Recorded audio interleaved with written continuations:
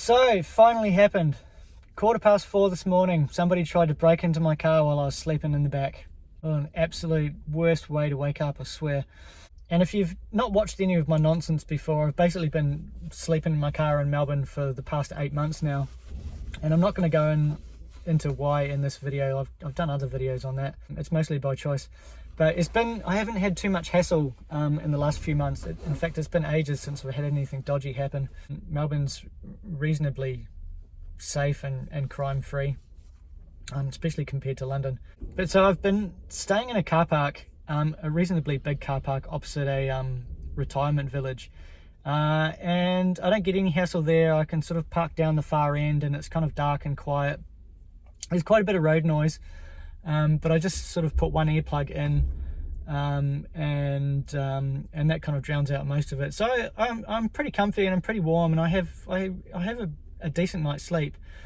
This morning I kind of got woken up by the sound of a truck reversing. You know, they make that beep beep sound when they're reversing.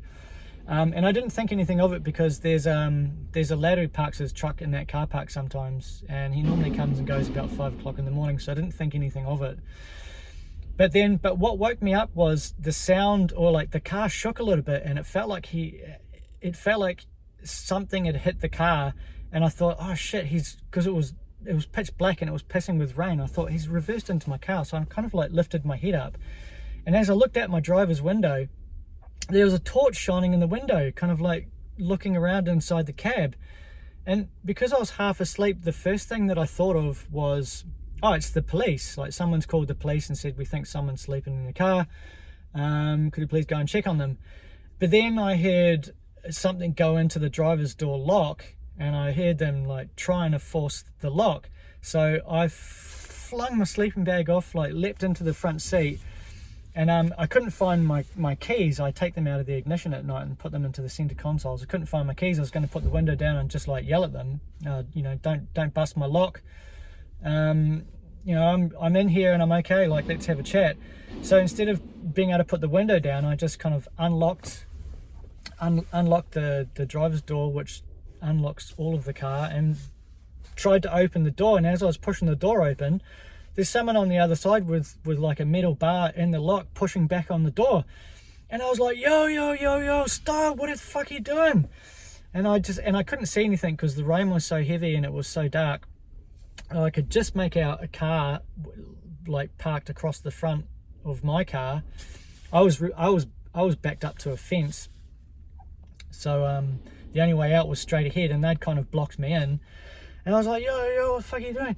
And I couldn't see the person because he was on the other side of the door, and I just heard this druggo dude, and I could tell he was a druggo by the sound of his voice. He was just like, all right, I didn't realize anybody was sleeping in there. And I was like, what the fuck are you doing? And I didn't have any shoes on, so I couldn't leap out of the car, otherwise I would have bloody tried to grab him or something. But like within a split second, he was in the car, and he must have had someone in the driver's seat, because they just honked off, and they didn't have any lights on or anything. Honked off across the car park, and they ended up like skidding out and doing a massive 360. I could kind of like see them through my windscreen, and did this massive 360, and then like peeled off, got onto the main road, and then took off up the road still with no lights on.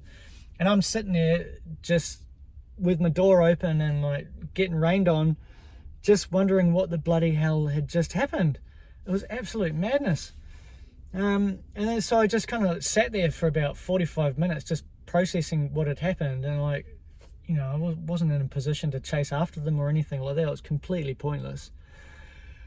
So yes, I just sat there for a while just trying to process what had happened, and went and got a coffee and just thought, should I ring the police, or, you know, what am I supposed to do about this? And I really wanted to see if there's any damage to my car, because it really felt and sounded like they'd reversed into it. But I can't find any panel damage. They might have just hit the bumper when they were reversing. And it wasn't a truck, it was a car. It was a car, like a work ute or something. You know, sometimes work utes have got that reversing alarm sound. So I don't know, it was just some opportunist druggos driving around at 4 o'clock in the morning looking for easy targets. And where my car was parked, it was definitely an easy target. So yeah, I need to now reassess where I park my car. I'm gonna have to start putting it on, you know, on main roads under street lights, and just trying to figure out how to block out the lights so that I can get a decent night's sleep. Because the way that I've got it set up is like I have on my back window I have like a cover on that. I don't cover up the rear window because I normally back the car up to a fence or something like that. So I cover up that window there, and then I cover up that side window there just with some, you can't see it very well, but it's like black cardboard that I got from Officeworks, cut to shape, stick it on with Velcro.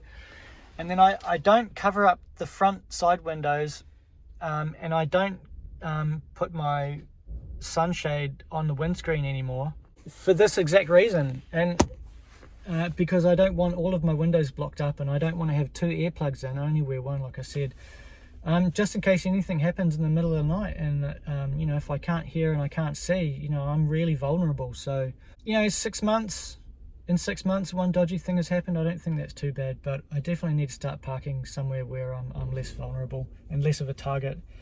So am I going to call the police? No, I'm not going to call the police, because I couldn't see the person, I couldn't see the vehicle, I didn't get a registration plate, I'm not injured, nothing's been stolen, my car's not damaged. The police are not going to give a shit.